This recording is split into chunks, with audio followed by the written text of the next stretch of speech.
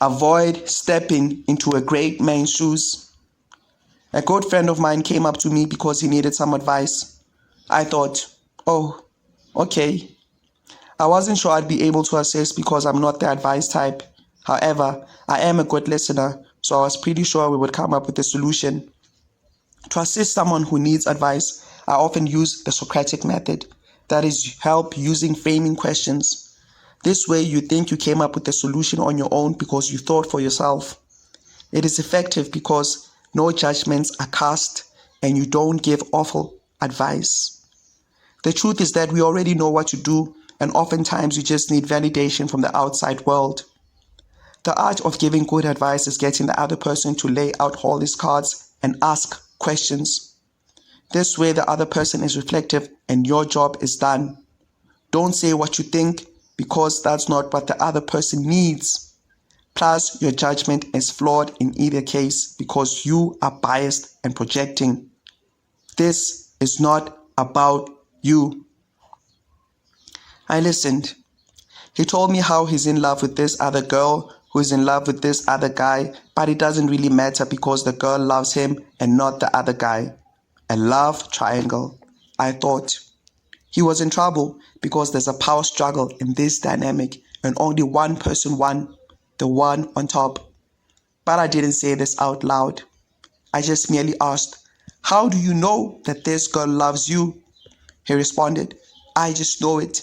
I see it in her eyes. We love each other. It's always been that way. I retorted, how do you know? Finally, he responded, she told me so. I shook my head, not convinced. I then asked, how many years has she been with this guy? He responded, about 6 years.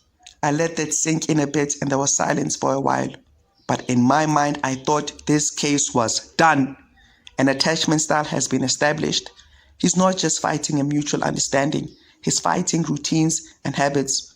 Poor fellow is deluded. He filled up the silence by saying, but it hasn't been a smooth 6 years and they sometimes had bad fights and separated. I responded, everyone has a bad patch. And he counted, yes, but not like this. He slapped her, he beats her, and he is a cheat. I responded, okay. I continued, what do you think of doing? He responded, I want to get her.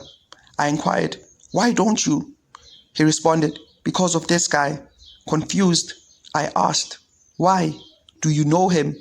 He responded, yes, he's close. And so I recapped his story for him like, she loves you even though she's still with her partner of 6 years. She's the object of desire in this pyramid and everyone is familiar with one another. I stopped and the room was quiet for a while. Then he broke the silence and asked, why doesn't she leave him? He was thoughtful. I remained quiet. He put me on the spot and asked what I do. I wanted to be neutral, so I spoke about the other guy and how I respected his 6 years. To deflect the question, I made a joke saying, avoid stepping into a great man's shoes. That statement hit him like a sniper on the rooftop. Sorrowfully, he murmured, she's not my girl. I felt bad. I rolled a joint and we smoked. It was 6 p.m. and the streets were flooded with people from work. It was peak time, prime time, and Avanzas were filled to the brim on the John Brown Street from Pan African Mall. We just sat by the side of the road and witnessed life. We were silent. We saw beautiful women walking. We saw girls who were too young but had a lot of potential. We saw children in their school uniforms walking home. We saw kids with their friends. We saw men in their overalls and boots who carried their lunch bags. Just on the other street, a couple of boys were playing soccer, and there were roars of youthful energy. The atmosphere was vibey and busy. Bells from cars and laughs from people was all that we heard. Cigarettes were selling like an IPO.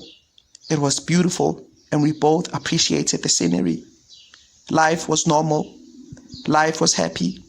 Despite the cold truth, it was still a good day.